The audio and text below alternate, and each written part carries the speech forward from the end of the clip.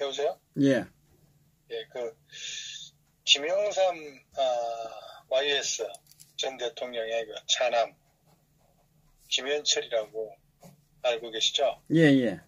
예, 김영삼 민주센터 아마 상임이사로 알고 있는데, 이 김현철이가 더불당에 입당을 하지 않았습니까? 예.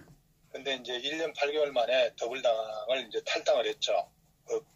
어젠가 엊그젠가 탈당을 했습니다. 예, 예. 이 김현철이 이 대선 직전에, 그러니까 5월 달이니까 2017년 4월이 되겠네요. 예.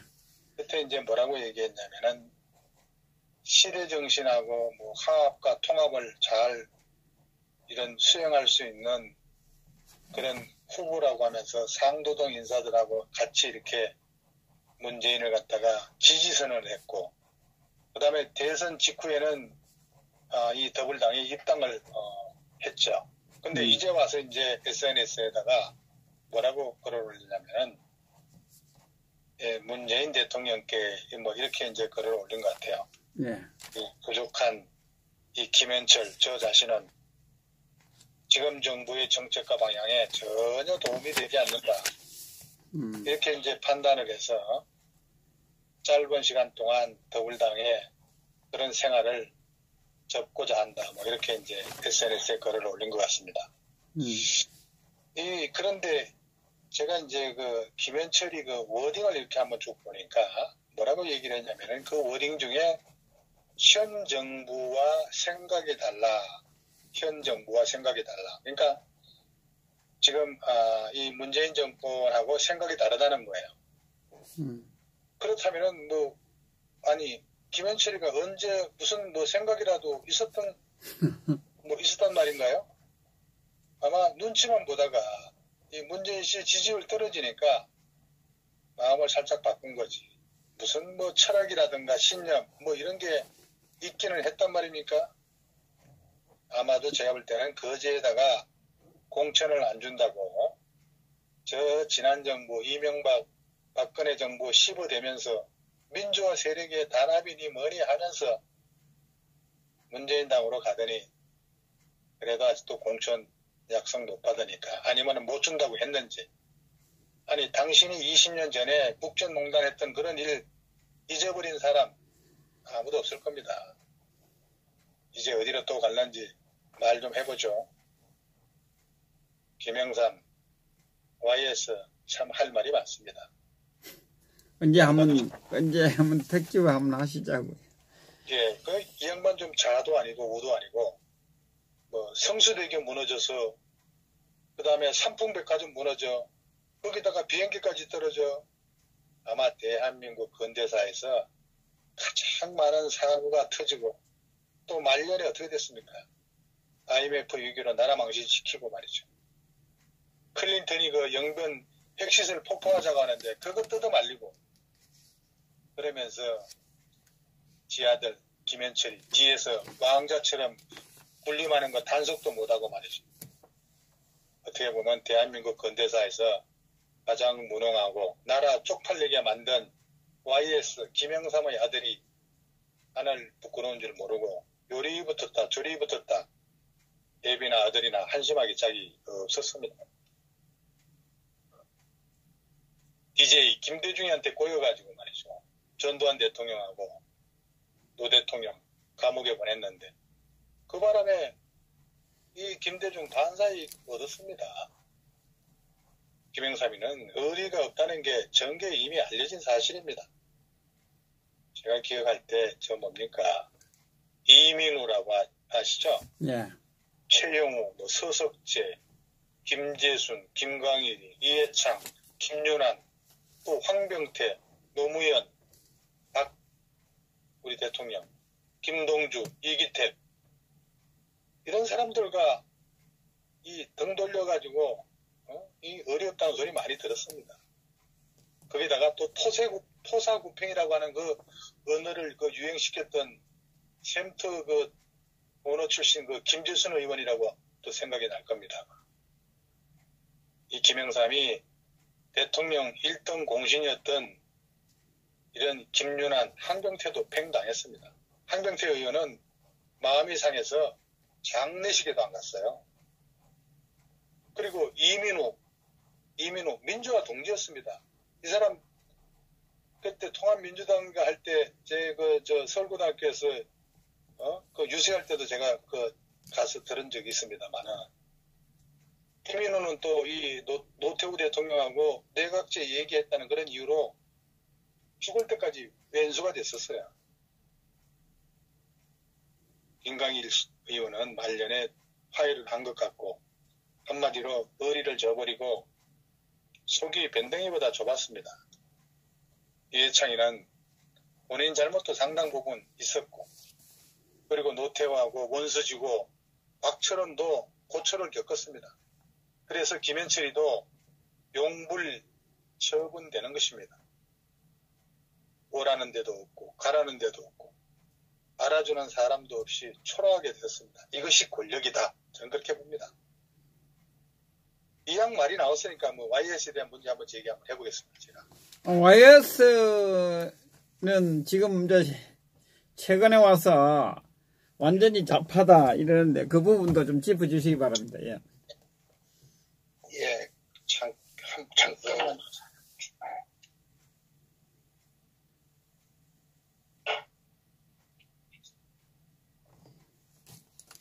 제가 좀 기억을 살리기 위해서 좀. 예, 천천히 하세요. 조금 해가면서 해봐야 되겠네요. 시간이 될는지 모르겠네요. 뭐 중간에 그냥. 아니, 그 시간은 됩니다. 내일 구미 갈 때까지 하죠, 뭐. 예.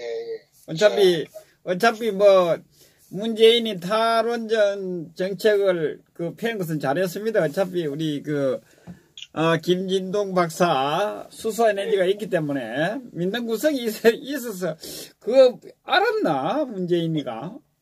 예, 자, 어쨌든 YS 말이 나왔으니까 제가 한번 좀 본격적으로 비판 한번 해보겠습니다. 예. 우리 시청자 우리 센스님, 최철모님, 김창숙님, 주인원님, 예, 제가 YS 얘기 좀 해보겠습니다. 불편하신 분 있으면 댓글로 달아주시기 바랍니다.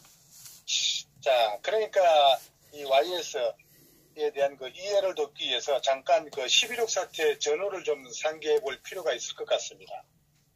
자, 11.6 사태 전후, 제 대학교 다닐 때이기 때문에 저는 아주 기억이 생생합니다.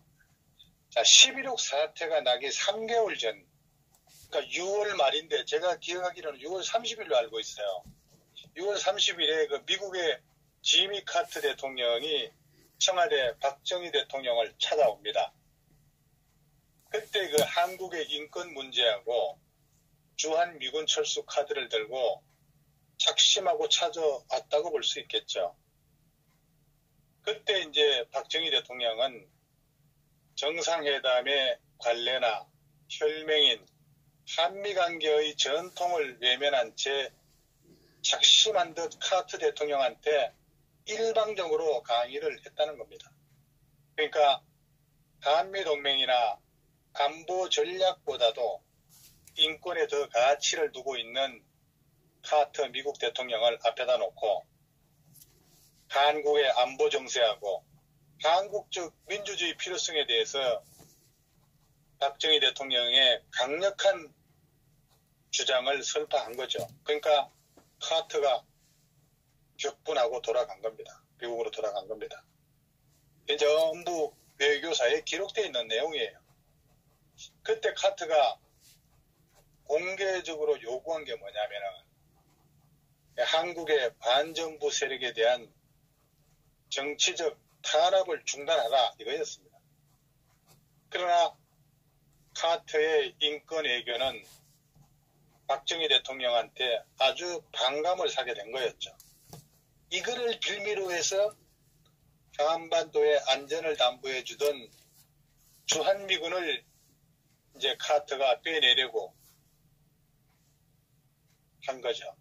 그러니까 미국 정부 정책에 대해서 박정희 대통령은 핵무기하고 장거리 미사일 개발 시도로 응수를 합니다. 이때요. 이때 이제 국내 정치 문제에 대해서 미국의 힘을 빌리려고 한 그 야당 대표가 누구였냐? 바로 김영삼이었습니다. 김영삼. 이때 김영삼이가 뭐라고 했냐면은, 이제 기자회견을 그때 열어가지고, 미국이 직접적이고 공개적인 압력을 이 박정희 대통령한테 집어넣어가지고, 이 박정희 대통령 정부를 강력하게 통제해야 된다고 이렇게 김영삼이가 기자회견을 했습니다.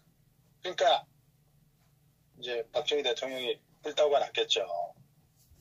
그러니까 가차없이 김영삼이를 국회에서 축출해버립니다. 그러니까 YS에 대한 국회의원 박탈이 이게 바로 뭐가 어떤 사건으로 이어지냐 하게 되면은 부마 사태의 발단이 된 겁니다. 이게. 노재영 씨, 김재인님, 예, 이게 바로 이제 부마 사태가 되는 거예요. 부마 사태. 그러니까 그 다음에 카터도, 지미 카터도 바로 또 응징을 합니다. 뭐라고 하냐면은 한국에다가 미 대사관에 전화를 해서 글라이스턴 주한 미 대사를 소환합니다. 그러니까 장군 몽군식으로 긴장감이 교제된 그런 시기에 일어난 게 뭐냐? 11.6 사태라는 겁니다. 11.6 사태. 자, 근데 이제 11.6 사태인데 제가 이제 그 기억이 조금 이제 수치나 이런 것들이 사람 이름이 좀 희미할 수가 있는데, 자, 11.6 사태라는 게 이제 저런 거예요. 뭐냐면은 이제 삽교촌에 갔다가 이 순시를 하고 이제 박정희 대통령이 서울로 상경하기에 앞서 가지고 이 차지철이 중앙정보부에다가 전화를 합니다. 그때가 이제 4시 반인데 4시 반에 전화를 해서 6시 한 20분쯤에 이 식사를 갈 테니까 궁정동에 저녁을 준비를 해라. 이렇게 해서 이제 서울로 상경을 해서 6시 30분에 궁정동 식당에 박정희 대통령하고 그 다음에 그 당시에 비서실장인 김계원 비서실장, 차지철 이렇게 3명하고 이제 궁정동에 갔습니다. 가니까 이제 기다리고 있던 김재기하고 같이 이제 동석을 해서 궁정동에서 식사를 하게 되는 거죠. 식사를 할 때 이때 김재규가 누구를 데리고 왔냐면은 정성화를 데리고 옵니다. 정성화. 이 정성화 이거 아주 나쁜 놈이에요. 잘 들어보세요. 천하의 나쁜 놈이 정성화입니다. 그러니까 이 정성화는 궁정동 식당 그 맞은편에다가 김정섭이라고 하는 그 당시 중앙정보부 2차장부하고 식사를 별도로 둘이 하라고 하고, 이제 궁정동 만찬에는 김재규, 차지철, 김계원, 박정희 대통령 그렇게 이제 식사를 하게 되는 거죠. 그러면서 차지철한테 좀 훈시도 듣고 그러니까 기분이 언짢은데, 그 당시에 11.6 사태가 우발적으로 일어난 게 아니라 이 김재규는 다 계획을 다 세웠던 겁니다. 그리고 난 다음에 여러 가지 분위기를 봐가지고 한 30분쯤 있다가 자기 잠깐 와이셔츠 바람으로 2층에 올라가서 자기 사무실에 올라가서 389경 리볼버 권총을 오른쪽 어깨에 딱 차고 내려오는 겁니다. 딱 내려와서 그 의정과장한테 뭐라고 얘기를 하냐면은, 내가 오늘 해치울 테니까 준비됐나? 이렇게 딱 하고, 아유, 각하까지 해치울 겁니까? 뭐 이렇게까지 얘기를 하는 거야. 안 돼. 그러니까 아유, 경호원들 뭐 6명씩이나 있고 그러는데 이걸 어떻게 뭐 다음 기회로 미루면 좋지 않겠습니까? 이렇게 하니까 안 돼. 비밀이 누설되기 때문에 안 돼. 오늘 해치울 거야. 이렇게 얘기를 하는 겁니다. 그러면은 그러니까 의정과장이 박선원과 누군가 이제 박흥준가 30분만 좀 시간을 주십시오. 이렇게 얘기를 하는 거예요. 그러니까 알았어. 그러니까 30분 있다가 김재규가 또 바깥에 나가서 확인을 하니까 준비됐나 하니까 준비가 됐다고 하는 거예요. 그러니까 김재규가 식당에 딱 들어가자마자 차지철한테 이따위 버러지 같은 새끼 하면서 권총을 한 방을 딱 쏘고 박정희 대통령한테 또 한 방을 쏩니다.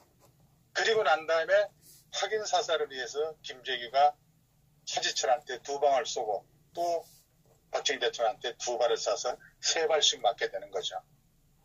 그러면서 동시에 이 중앙정보부 경호원들한테 2개조로 나누어서 박정희 대통령의 경호원들을 갖다가 사살합니다. 사살하는데 그 중에 한 사람이 박상영이라고 하는 사람이 이제 한 사람이 거기서 이제 중상을 입고 절명을 하지 않고 이제 살아나게 되는 거죠. 싹 다 죽었는데 박상영이라는 사람만 한 사람 살게 되는 겁니다. 김창수님 무섭죠? 예. 자, 그러면 이제 그렇게 해서 군경동에 이제 사건이 딱 일어나고 마무리가 되고 난 다음에 김재규가 어디로 가느냐? 이 차지철을 이렇게 딱 저격을 했을 때 2발을 했을 때 피가 탁 튀니까 김재규 와이사스에 그 피가 다 튀깁니다. 그러니까 김재규가 이제 사살을 하고 난 다음에 바깥에도 총성이 널리고 하니까 헐레벌떡 어디로 뛰어가냐? 정성화가 밥 먹고 있던 식당에 딱 가가지고 정성화 테이블에 있는 주전자에다가 입을 딱 대고 물을 벌컥벌컥 한 주전자를 다 마시게 되는 겁니다. 예? 그런데 정성화는 저 박정희 대통령을 갖다가 시해했다는 그런 내용들을 다 알고 있으면서 입을 다물고 있었던 거죠. 그러니까 차지철이가 이제 그러니까 김계훈이는 그 청와대 비서실로 들어가고 비서실로 들어가서 최규하 국무총리를 갖다가 부르고 그러면서 최규하 국무총리한테 김재규가 박정희 대통령을 시해했다고 알려줍니다. 그러면서 빨리 국무회의를 거쳐서 계엄령을 선포하라 이렇게 얘기를 하고 김재규는 어디로 가느냐? 김재규는 박선호 그 다음에 박흥주 또 자기 그 의전비서관하고 수행비서관하고 그 다음에 정성하고 밥을 먹던 2차장보 김정섭이를 태우고 자기 승용차로 육군본부 벙커로 가는 거죠. 그럴 때 전부 이 정성화는 대통령이 시해됐다는 건 아는데 입을 딱 다물입니다. 국방부로 딱 가니까 국방부에 그 당시에 이제 노재현 장관이 와서 기다리고 있었고 어찌된 일이냐라고 물어보니까 대통령이 유고가 됐다는 거예요. 그래서 국무회의를 빨리 개최를 해야 된다. 또 계엄령 선포도 해야 된다. 이러는 거예요. 그래서 이제 김재규가 청와대 비서실에 있는 김계원 비서실장한테 전화를 걸어서 오라고 하니까 김계원 실장이 여기 국무위원도 몇 명 와 있고 그 다음에 누굽니까 저 최규하 국무총리도 와 있으니까 이쪽으로 오십시오 이렇게 얘기를 하니까 야 다 끝났는데 뭘 거기로 가? 에? 형님이 이리 오쇼. 그러니까 김재규보다 김계원이가 나이가 더 많죠. 그러니까 형님이 이리 오쇼 하니까 최규하 총리하고 당시에 이제 김계훈이하고 국무위원 몇 명하고 해서 육군 지하 벙커로 오는 거죠. 와서 이제 그때만 해도 이제 김재규가 빨리 이제 대통령이 유고가 됐으니까 국무회의를 열어서 계엄 선포를 하라 이렇게 하는 거예요. 그러니까 국무위원들이 뭐라고 얘기를 했냐면은 그 당시에 이제 정부 대변인이 공식 대변인이 김성진 문화공보부 장관이죠. 그 김성진 문화공보부 장관을 비롯한 국무위원들 또 국방부 장관이 뭐라고 얘기를 했냐면은 대통령이 어떠한 병고로 유고를 당했는지 우리가 알아야지만이 국무회의를 해서 그 계엄령을 선포하지 않습니까? 대통령이 어떻게 됐습니까? 하니까 그 당시에 국무위원들이 그냥 뭐 여러 명이 모여서 막 왁자지껄하고 그러니까 이 상황이 예사롭게 돌아가지 않으니까 김경훈이가 실토를 하는 겁니다. 뭐라고 얘기를 하냐면은 대통령이 돌아가셨다. 이렇게 얘기를 하는 거예요. 그러니까 돌아가셨다고 했으니까 그러면은 어디에 계시냐? 국군 보안사령부 내에 그 병원 있지 않습니까? 그러니까 현장을 가서 확인하고 난 다음에 계엄령을 선포하겠다 해서 국무위원들이 전부 다 그 병원으로 달려가는 거죠. 그 병원에 가니까 박정희 대통령이 돌아가신 거야. 그래서 돌아와서 그날 밤에 국무회의를 해가지고 계엄령을 선포하는데 그 당시에 계엄사령관이 당연히 육군참모총장이 계엄사령관을 갖다가 이제 역임을 하게 되는 거죠. 그러니까 그때까지 이 여러 가지 그 행적에 대해서 정성화는 말 한마디 하지 않았던 겁니다. 그러니까 김재규하고 정성화하고 짜서 내라는 업무를 다 생각을 했던 거예요. 그 김계훈이 저기가 정성화가 궁정동에 가 있다는 내용을 알았으면은 정성화를 갖다가 겸사령관을 시켰겠습니까? 못 시켰겠죠. 그래서 이 정성화가 겸사령관이 됐는데, 자, 전두환 그 당시 장군은 그 보안사는 국방부 장관 직할입니다. 참모총장의 지휘를 받는 데가 아니에요. 육군 소장이지만은 보안사는 참모총장의 지휘를 받지 않습니다. 육군 대장이라고 하더라도 이 국방부 장관 직할이기 때문에. 그러나 계엄사령관이 되게 되면은 합동수사본부가 계엄사 밑으로 가기 때문에 또 정성하고 상하관계가 되는 거예요. 자, 그래서 부마 사태가 그 당시에 일어나서 부마 사태에 위수령도 내리고 계엄령이 선포가 됐는데, 그게 누가 내려갔냐 하게 되면은 이 보안사의 이학봉 수사관이 부산에 내려가 있었던 거예요. 그러니까 전두환 보안사령관이 이학봉이를 서울로 올려보냅니다. 올라오라고. 그러니까 이학봉이 빨리 올라오라니까 헬기를 타고 서울로 올라온 거예요. 그래서 이학봉이 이 수사과장을 시켜가지고 이제 김재규를 갖다가 이제 여기 연행을 해야 될 거 아닙니까? 김재규가 주겠다고 하는 걸 김계훈이가 얘기를 했으니까. 그러니까 정성화가 뭐라고 그때 얘기를 하냐면은 정동의 안가에 정중히 모시라 이렇게 얘기를 합니다. 살인범을 정성화가. 그런데 이제 그 정동에 딱 데려갔는데 그 옆에 중앙정보부하고 가깝고 그러니까 아무래도 위험하다는 판단이 들었겠죠. 그러니까 다시 서빙구 분실로 이동을 시키는 거예요. 서빙구로 이동해가지고 서빙구에서 이제 김종인을 갖다가 슬슬 물어보는 거죠.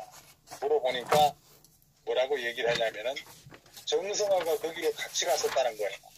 그러니까 이 수사본부의 이학봉 그 수사관이 수사를 하다가 깜짝 놀라게 되는 겁니다. 자, 그래서 뭐 거두절미하고 너무 얘기가 길어질 수가 있을 것 같으니까 어쨌든 간에 이 정성화, 다시 말해서 우리가 살인사건이 나게 되면은 아파트라든가 이런 건물에서 살인사건이 나게 되면은 그 건물 안에 있었던 사람들을 일일이 다 조사를 다 해야 되겠죠. 그죠? 그 선생님? 예. 그런데 그 건물 속에 궁정동에 정성화가 거기에 가 있으면서 그 대통령하고 식사하는 자리에서 불과 직선거리로 40m, 50m밖에 떨어지지 않았는데 지가 거기에 갔다라고 하는 거에 대해서 입을 싹 끝까지 다물고 있었던 거예요. 역으로 서빙구에서 김재규를 조사하다 보니까 정성화가 거기 갔었다는 걸 알게 된 거예요. 그러면 그 당시에 바로 정성화를 연행하든지 체포를 했으면은 깨끗이 끝나는데, 그때 이제 전두환 장군은 전혀 이제 너무나 뜻밖의 이 일이 벌어졌기 때문에 정성화하고 김재규가 내란 업무를 해서 모든 군권을 동원해가지고 쿠데타를 갖다가 일으키는 줄 아니까 함부로 저기를 체포를 못하는 거예요. 그러니까 수사를 더 깊이 이제 해봐야 아는 상황이 되는데, 그러면서 이제 정성화는 계엄사령관이 돼 있고 그러니까 수사하는 그런 내용들을 전부 다 일일이 다 이 정성화한테 가서 보고를 해야 되는 거예요. 웃기지도 않는 거죠. 그러면서 최규하 대통령 권한 내용은 뭐냐면은 한 점의 의혹 없이 역사적 사건을 한 점의 의혹 없이 잘 밝혀야 된다. 지휘관을 막론하고 수사를 잘 하라. 이렇게 얘기를 하는데도 불구하고 총과 땡커를 다 가지고 있기 때문에 손을 못 쓰는 거예요. 그 당시만 해도 전두환 장군은 보안사기 때문에 야전군을 끼고 있지 않지 않습니까? 네. 근데 수도경비사령부라든가 주변의 수도권 일대 모든 야전사를 김재규하고 정성화 그 일파들이 다 사령관 이제 별들을 다 쥐고 있었던 거예요. 장악을 하고 있었던 겁니다. 그러니까 이 정성화를 갖다가 체포나 연행을 못하게 되는 거예요. 그러다가 수사를 해보니까 정성화가 아주 정성화 플러스 김재규가 내란 업무에 주범이 됐던 거예요. 그러니까 정성화를 갖다가 연행을 해야 되는데 그 연행된 사건이 12.12인 거예요. 근데 그 12.12를 갖다가 뭐라고 얘기를 하냐면은 하극상이라고 얘기하지 않습니까? 근데 그 하극상이라고 하는 게 아니고 우리가 생각할 때 저겁니다. 정성화가 나쁜 놈이란 얘기죠.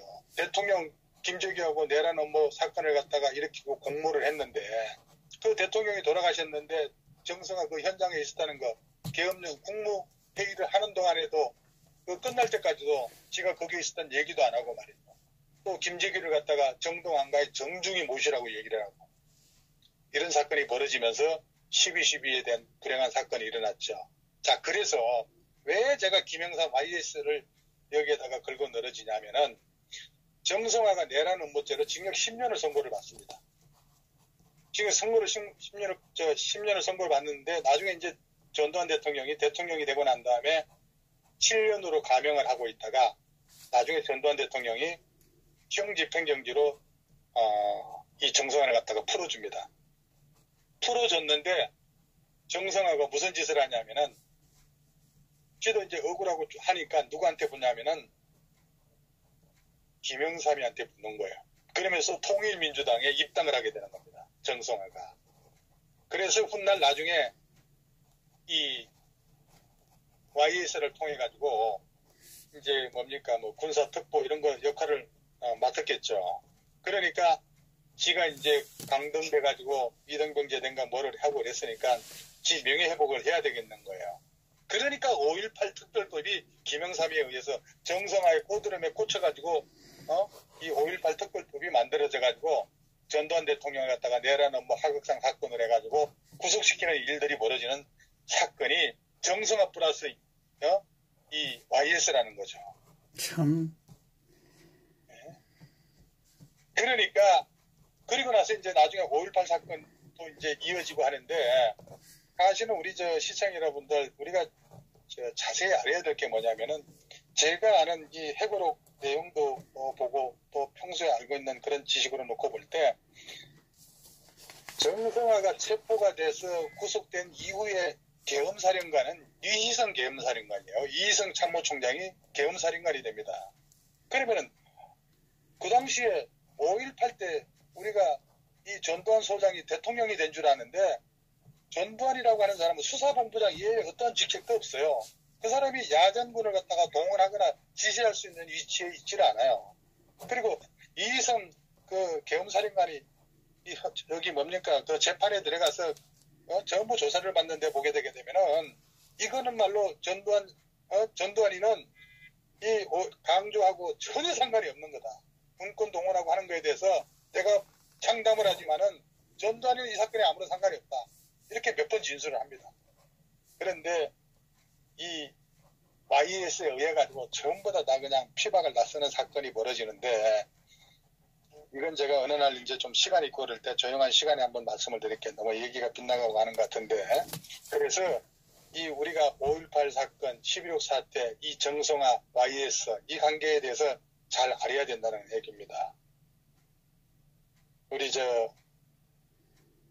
김옥수님이 참 기가 막히다고 얘기를 했는데, 이거 차근차근하게 얘기 들으면 아주 재미있습니다. 그러니까 이제 시간 있을 때 방송이 끝나고 난 다음에 12시 넘어서 그냥 별도 방송 서비스를 해가지고 한번 이 11.6 사태의 전모부터 시작해서 강주 사태로 이어지고, 그 강주 사태도 실제 죽은 사람이 몇 명인 줄 아세요?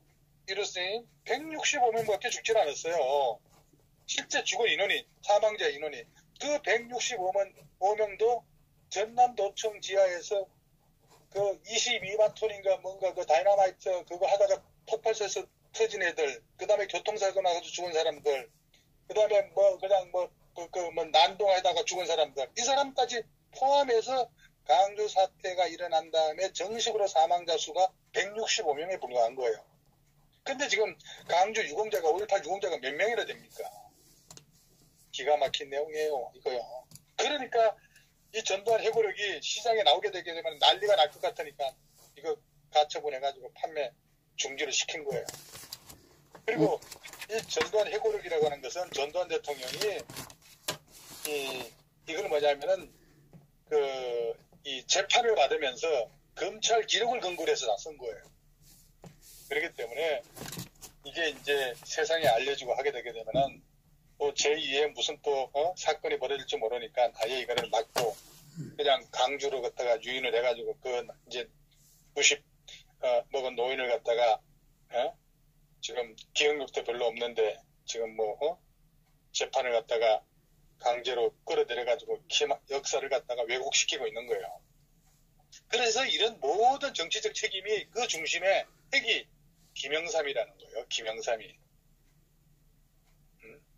그 김영삼이고 또 이 정성화. 이거 하극상 절대 하극상이 아닙니다. 자, 이런 비하인드 스토리에 대해서 다음 기회를 통해서 한번 말씀드릴 그런 시간이 있겠죠. 예, 전두환 회고록을 그 제본을 예, 예. 한번 읽고 나서 이야기를 들으면 네. 너무나 재미있을 겁니다. 근데 제가 볼 때 이거 아까워서 누구 보여주기도 싫어요, 사실은요. 근데 뭐 엊그저께 말이죠. 제가 그냥 필요하신 분 주문하라고 했더니 주문도 안 하시더라고. 예, 적어놨어요, 지금.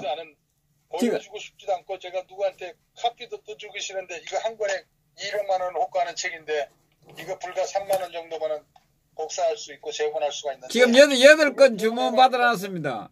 예? 8건 주문 받아놨어요.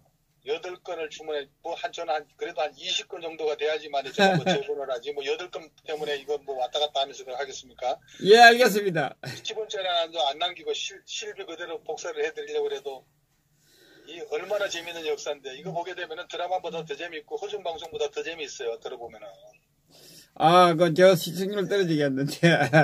하여튼 알겠습니다. 재밌습니다. 이거 뭐 아주 정말 이거 제가 하여튼 이번 주 주말에 서울역에 제가 그냥 가면 이거 책이 무겁습니다. 뭐 600 몇십 페이지가 되거든요. 그러니까 오늘 마지막 기회를 드릴 테니까 필요하신 분들 우리 김목수님 단톡방에다가 주문하세요. 대충 제가 계산해서 저기다가 재본하는데 물어보니까 3만 원 정도 된다고 그러더라고요. 예. 자, 전화 메시지로 닉네임 하시고 저한테 010-8082-1255로 예. 메시지를 남겨주시면 최영태님 이름만 지금 적었는데 연락처가 있어야 되거든요. 네. 그 연락처는 카톡방으로 이렇게 허 선생님한테 이렇게 문자로 보내주시고 그러면 제가 카톡방 JDK님 공개하시기 바랍니다. 예, 카톡방에도 하고 예. 닉네임과 이름하고 또 다를 수도 있기 때문에 닉네임을 반드시 해주시면 감사하겠습니다. 이건 강주지방법은 2017년 카합 5026 출판 및 배포 금지 가처분 결정에 의해서 가처분이 돼 있는 책이에요. 세상에 못 나오는 책입니다. 아니 2017년 다시 한번.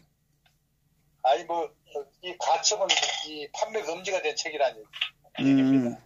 예. 그러니까 이 책을 읽고 하게 되게 되면은 강주 사태의 진실이 다 드러나요.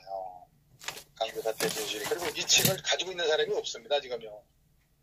제가 아주 이거 정말 출처를 알려드릴 수 없는 분을 통해서 제가 이 책에 원본을 예, 그것까지 상관. 네, 그러니까 제가 하여튼 넉넉 잡아 20건 정도를 일단 만들어 놔시면 되겠어요. 한 20건. 예. 1차적으로. 예. 예, 1, 2천원 들어가는 거는 모자라는 거는 제가 보태고 남는 것은 남지는 않을 것 같아요. 남으면 서울역 커피숍에서 커피 마시면 되겠습니다. 예. 아이고 커피값 남지 않을 것 같아요. 남도록 안 남으면 제가 낼게요. 예. 예, 어쨌든 제가 20건 이 제본을 다 가겠습니다. 우리 총차님은 미국이시잖아요. 그러니까 제가 어떻게 전달해 드릴 방법이 없는데 별도로 가지고 있다가 한국에 나오시면은 드리는 방법으로 하겠습니다. 어쨌든 그러면 대충 접수를 받아주세요. 예, 이거 관련해서 궁금한 사항 있으면 댓글 달아주시고 없으면 또 다른 분 통화할 기회를 드리겠습니다. 수석여우님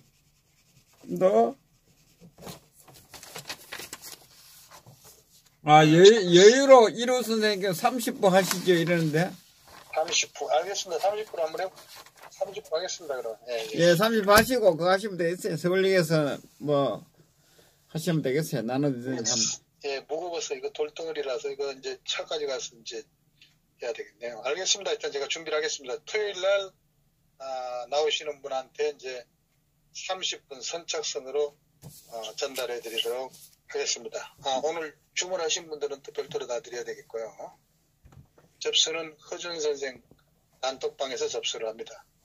저 바다의 힘님이나 JDK님이나 예, 그쪽에다 신청하시면 될 것 같습니다. JDK님 그 카톡방 전화번호 올려주시기 바랍니다. 예, 예 수고하셨습니다. 예, 감사합니다. 네, 내일 뵙겠습니다.